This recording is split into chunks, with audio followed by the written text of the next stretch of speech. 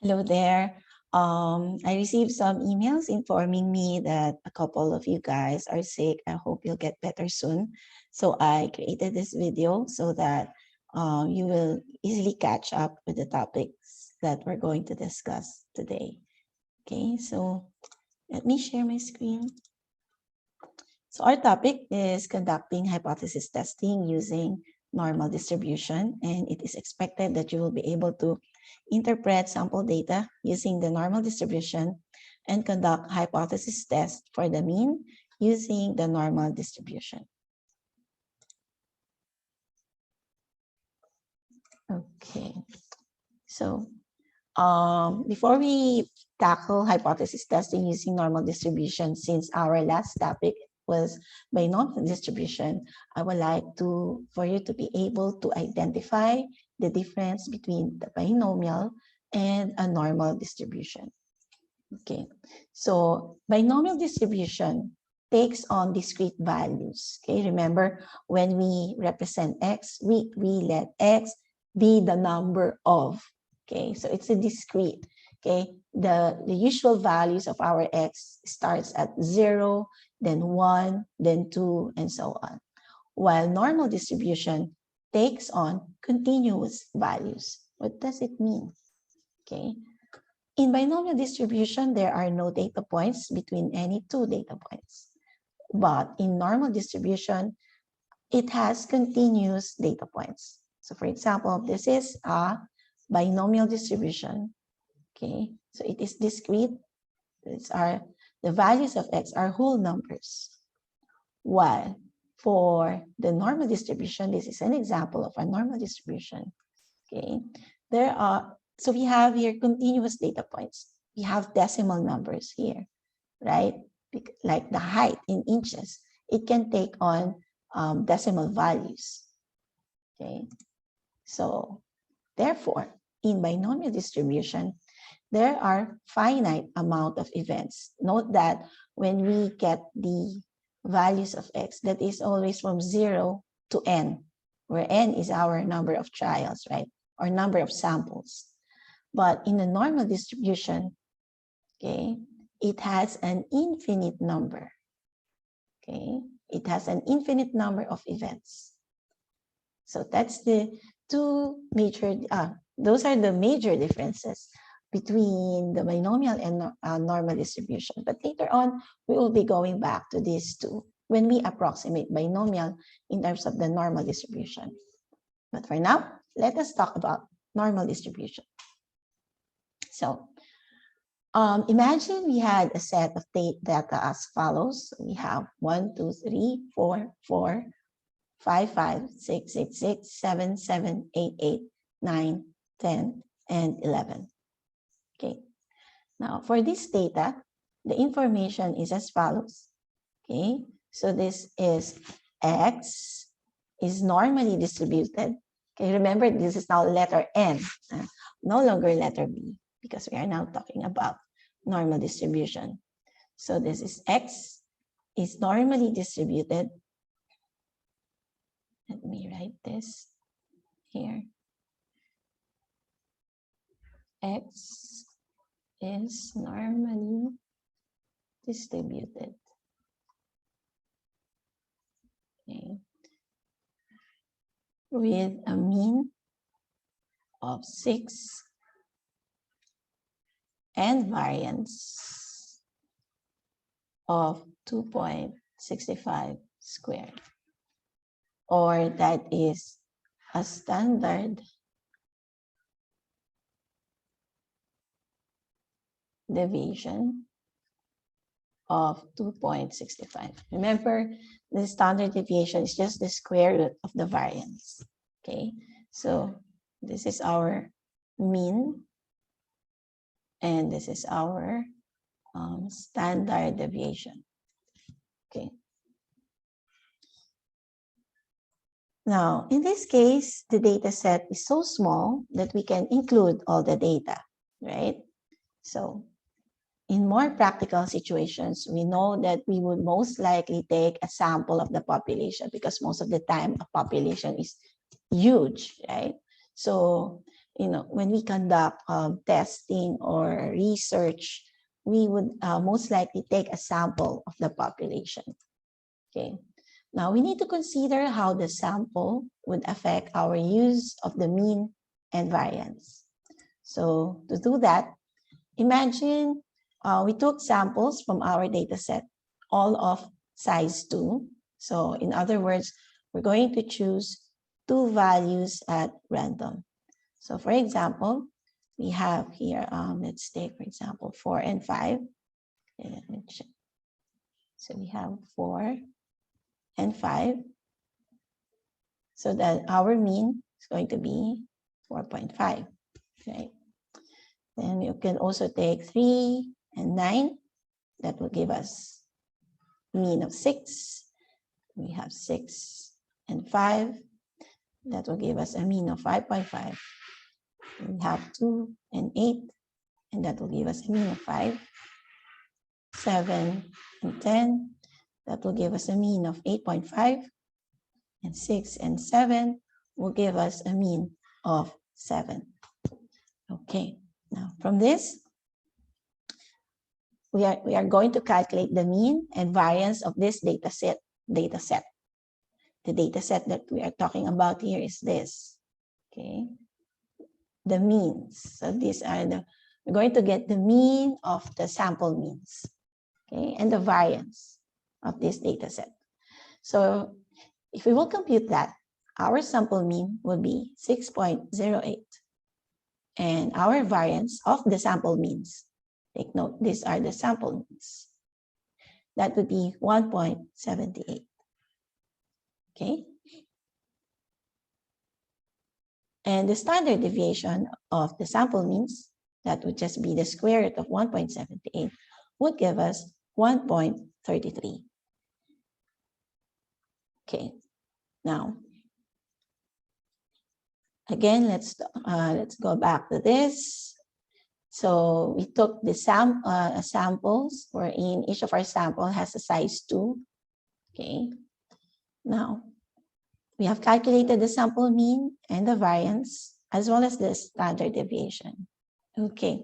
So now, from this, we got this. Okay. Wherein, again, this is our sample mean. Okay. And this is our sample standard deviation. I'm talking about 1.33. Okay. So note that this is our notation. This is our notation for the sample. Okay. Oh, no, not for the sample, but for the population, okay, which is our original data. Okay. This is our notation for the population. And this is our notation for the sample. Okay. So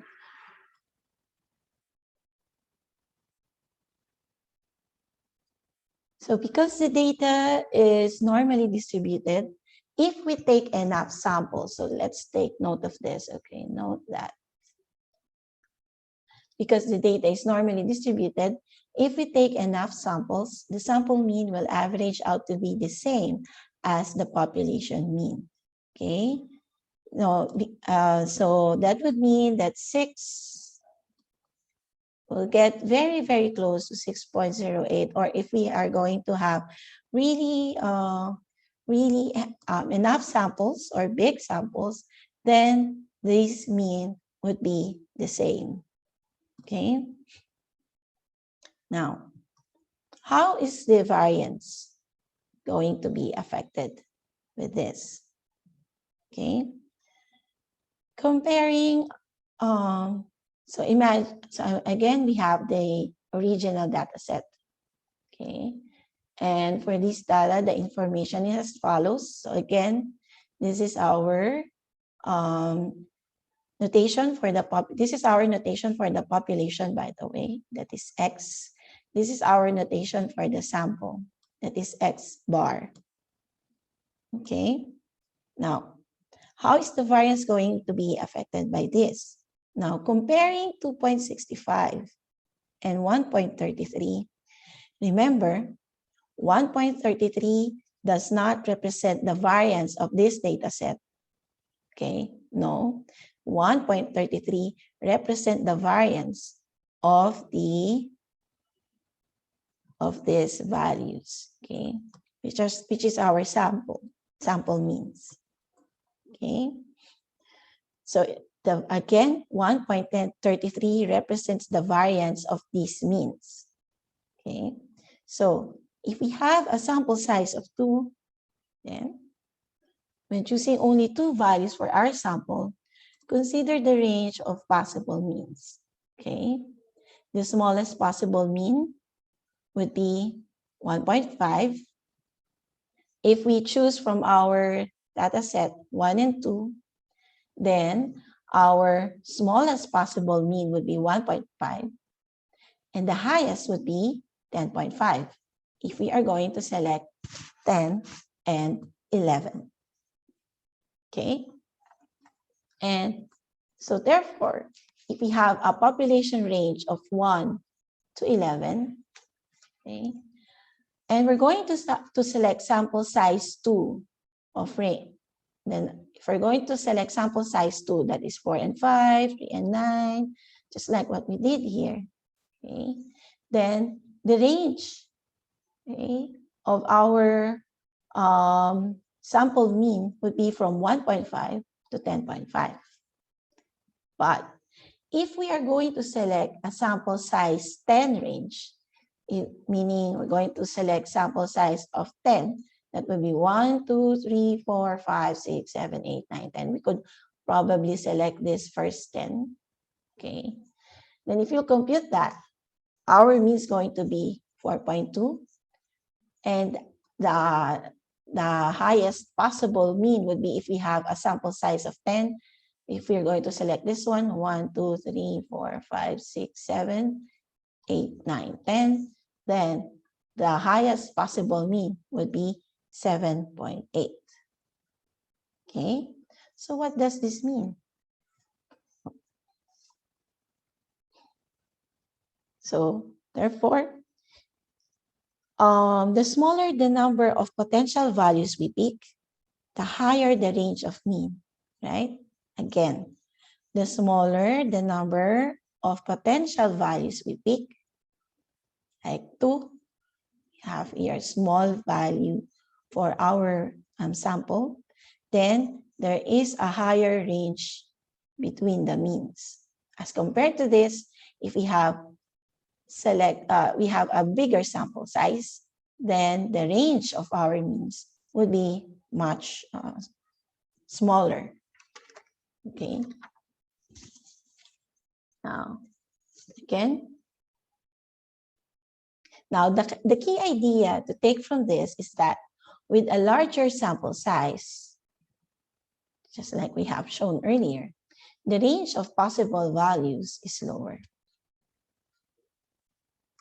Okay, hence, the variance is also going to be lower as that is lower, okay, as there is a smaller range for values to exist in. Okay, so when dealing with the sample, the variance is estimated by dividing the population variance, take note of that, by the size of the sample. Okay, that way, a larger sample will have a smaller estimated value for the variance. Okay, now, so again, if this is our population range, if we choose sample size 2 range, we have a very big gap between the smallest possible than the highest possible mean. If we have bigger sample, then our gap between the smallest possible mean and the highest possible mean would be much closer. So, when hypothesis testing with a population, we use values as follows. So again, this is for our population. This is X is normally distributed to, this is our mean with this mean, with this population mean, and this is our variance, right? Okay. Now, the key idea, okay, I think I have indicated that earlier. Okay, so now with the sample, we use the following relationship instead. Okay, from here, we say that the variance is estimated by dividing the population variance by the size of the sample. Okay, so with that, our sample, okay, this is going to be our sample. Okay, this should be X bar. Okay, so our sample is normally distributed with this mean. Okay, so we are going to use, so we use the population mean.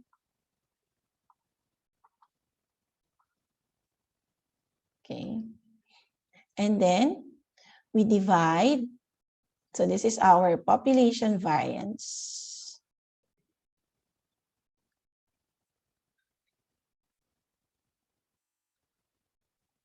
Now what we do is we divide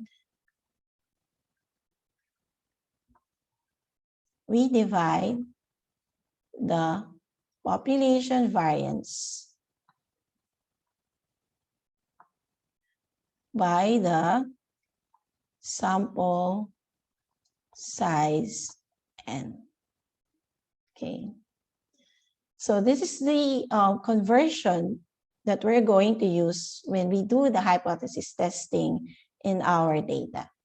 Okay, so remember that. Okay, let me move that.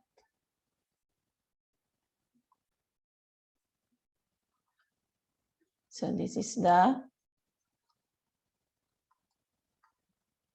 conversion. This is the key conversion, actually. I would like to specify that. This is the key conversion. Okay. When we do the hypothesis testing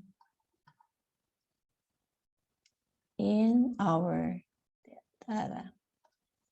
Okay. So this would be much easier for you if we are going to have a sample problem. Okay. So a company sells fruit juice cartons.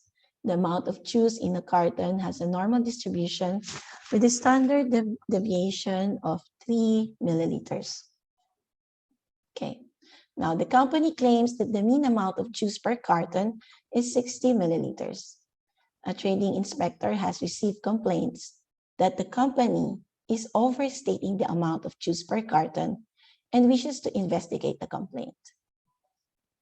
Now, the inspector takes a random sample of 16 cartons and finds that the mean amount of juice per carton is 59.1 milliliters. Okay, so what are we going to do here? So again, since this is hypothesis testing, we need to write our hypothesis. Okay, so the null hypothesis for normal distribution would still just like the null hypothesis in our binomial distribution. Okay, so we have here the null hypothesis. We are saying that the mean amount of juice per carton is 60 milliliters. So that's now we have the mean. So that is our mu is equal to 60 milliliters. Okay.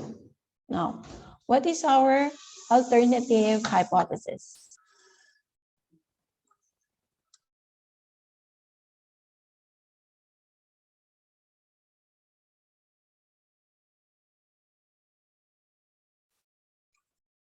And now, what is our alternative hypothesis? Okay, so the inspector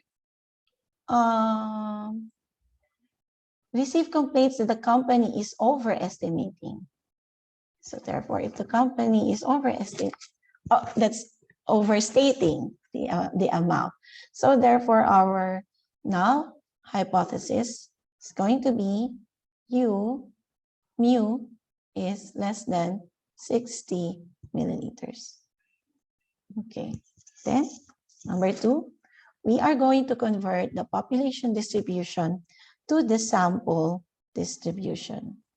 Okay, and so note that our population distribution, our population distribution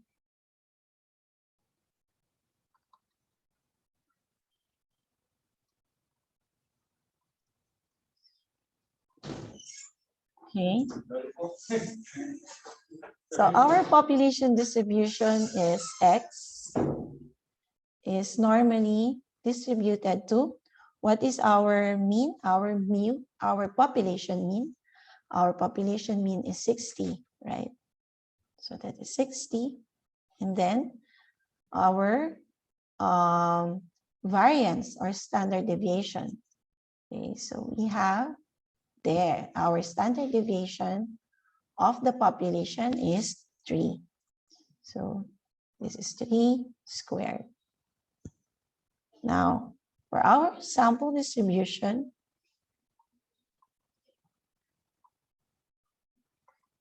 again, as I have shown earlier, right, that our sample distribution, okay, is going to be mu, then we have the variance over the sample. So this is what we're going to follow here in our sample distribution. So that is X is normally distributed. Again, we're going to use the population mean, that is 60. And then we're going to use the population standard deviation or variance. So that is 3 squared, okay, over the sample n. What is our sample n? So there you go. Sample of 16 cartons. So that would be over 16. Okay. Now, from here, we know that, okay, let's go back to step 3. Let's go to step 3. Now, in step 3, we're going to use the sample distribution and we're going to find the probability that a sample of 16 gives a mean equal to or lower than 59.1. Oh, by the way, let me go back. So from here, we know that, so bear in mind,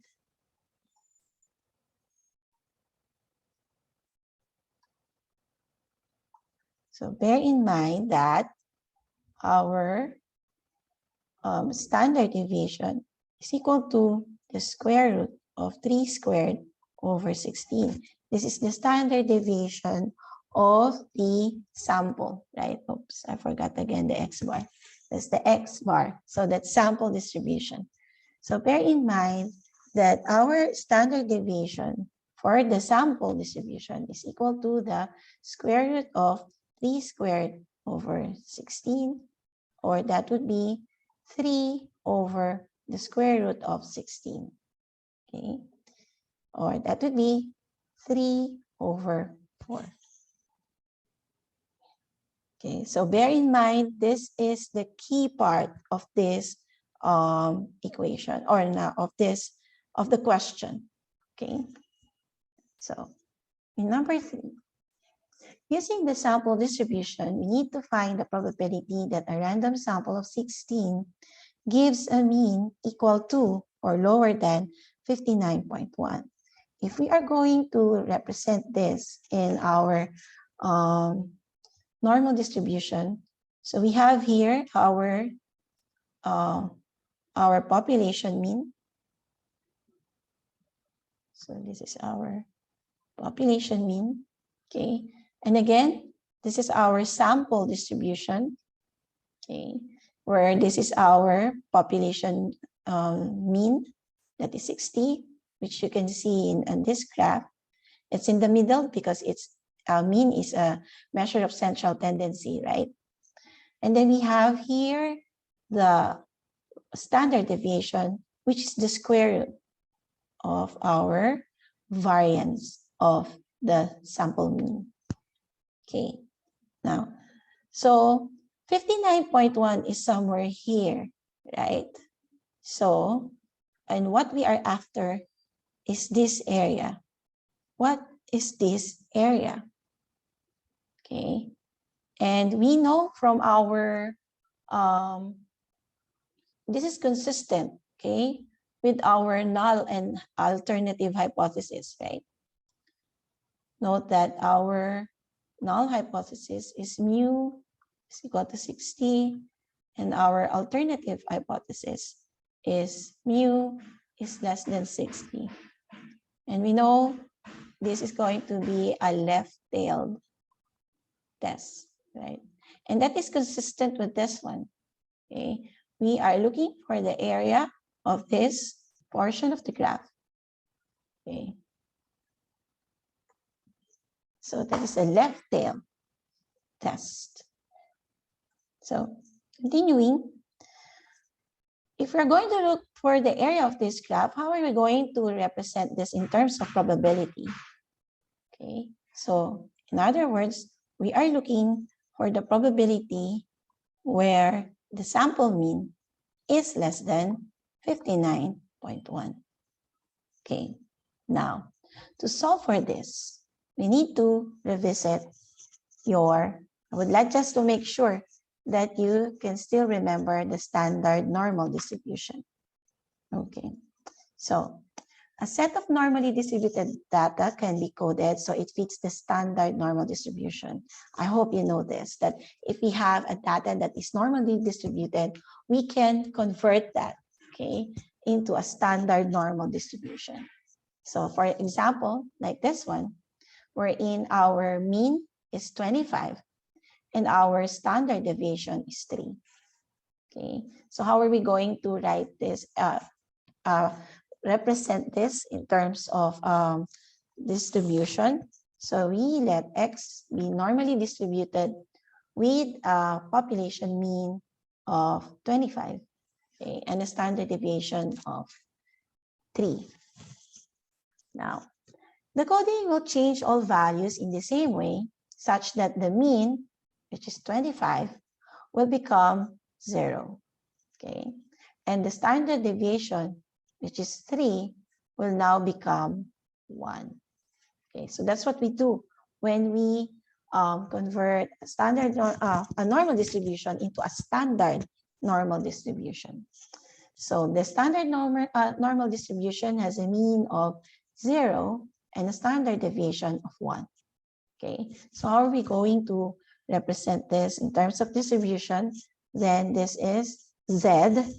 Okay, this is our notation for a standard normal distribution. That is Z is normally distributed with a mean of 0 and a standard deviation of 1. Now, the coding used is shown and would be applied to all values in the original data set. Okay, so this is the coding that we use when we convert a normal distribution into a standard normal distribution. Okay, so the Z is the standardized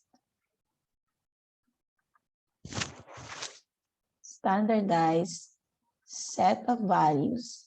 Okay, and again, this is our mean, and this is our standard deviation.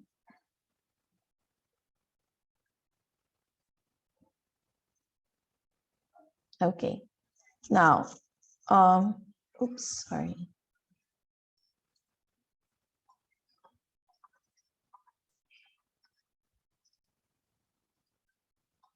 So this is the standardized set of values. Okay, now let's have the, okay, before that one. Now, we use the Greek letter, oh no, yeah, we can have this one, an example. Okay, the random variable x is normally distributed with a mean of 50 and a standard deviation of 4. So write in terms of phi of z or z for some value z. Okay, so we're going to represent this as, we're not going to convert this in a standard normal distribution. Okay, so we use the Greek letter of phi. Okay, when we represent values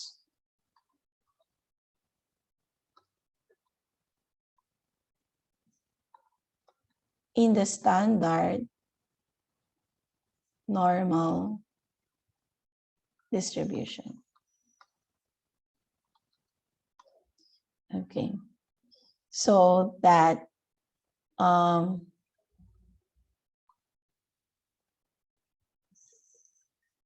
so phi of z is the probability from standard normal distribution. Okay, so, and again, the conversion that we will use is z is equal to x minus the mean over the standard deviation. So in this case, this is our observed value, that is x. So that is 53 minus the mean, that is 50 divided by the standard deviation 4. And this is equal to 0.75. Then what do we do? Then go to the statistical table or the probability table of z. So I will show you that. Let me stop my sharing. Okay. Again, take note, we are looking for 0.75. Okay, so I will show you where you're going to get that one, the value for that. Okay, so this is our normal distribution table. Okay, so we are going to look for 0.75 in this table. So we have here 0.7. Okay, then we have 0, 1, 2, 3, 4, 5. So therefore, again, this is 0.7, and we are looking for 0.75. So we will look where their intersection is. So this is their intersection. So therefore, 0.75 is equivalent to 0.7734. So let's go back here. So hence, okay, I don't know if I'm sharing. Let me stop share again and share my PowerPoint. So hence, the probability that x is less than 53 is equivalent to phi of 0.75, which when we look at the table is 0.7734. So that's how we get the probability in terms of using the standard normal distribution. Okay, now going back to our problem. Okay, this is our problem. okay, earlier. And again, when we computed for z, that is, again, x minus the mean over the standard deviation. So this is, what we are looking for here is 59.1. Oh, no. What I mean is we're looking for the probability, right? Sorry.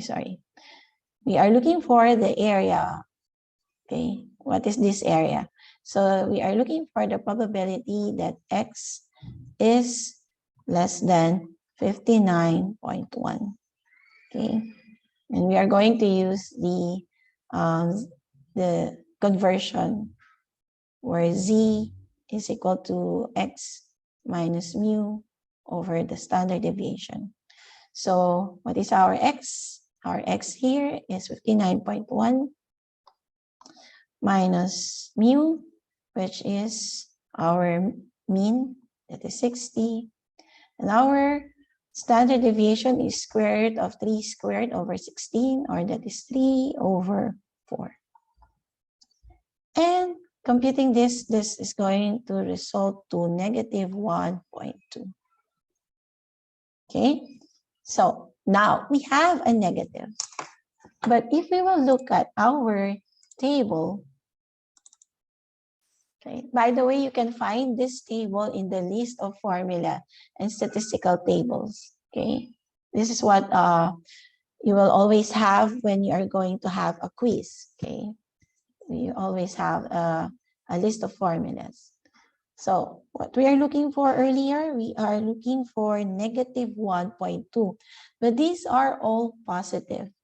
But take note, there is a note here for negative values of z, use the phi of negative z is equal to 1 minus phi of z.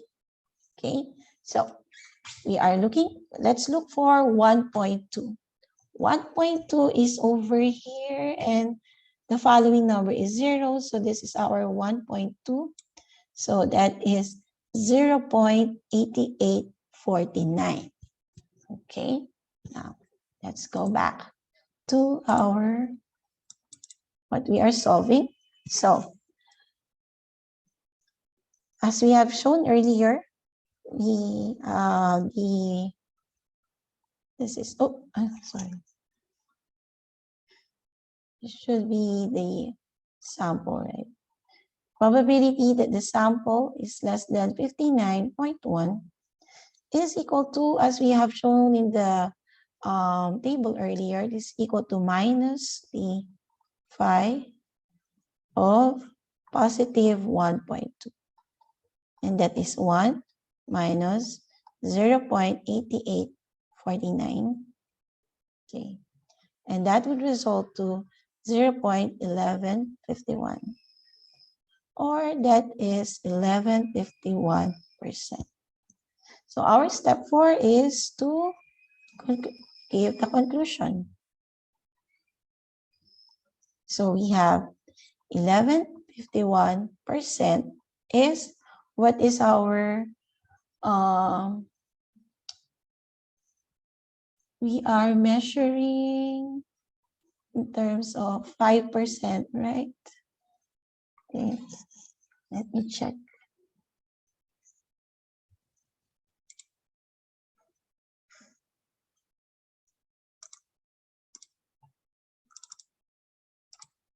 Okay. Let's go back to our problem here.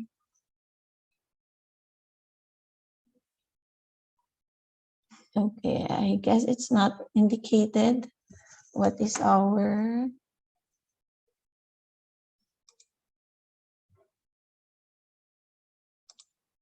okay? So let's pretend that it was indicated that our alpha, okay, is 5%. So if this is, if we are measuring where our alpha is 5%, so 11.51% is greater than 5%. So therefore, what is our conclusion, if our value is greater than alpha, then therefore we accept the null hypothesis. Okay, so meaning there is no enough evidence to conclude that the company is overstating the amount of juice per carton. Okay, so I think I will stop here, and I would like to give you a chance to do and apply this concept and answer numbers 4, 5, and 6 in exercise 4A from pages 65 to 66. Okay, try to apply this and some of the concepts that we have learned in hypothesis testing using the binomial distribution. Okay, so please submit this within the day in our Google Classroom. Okay, please take care of yourself, guys, and I will see you on Friday. Okay, bye-bye.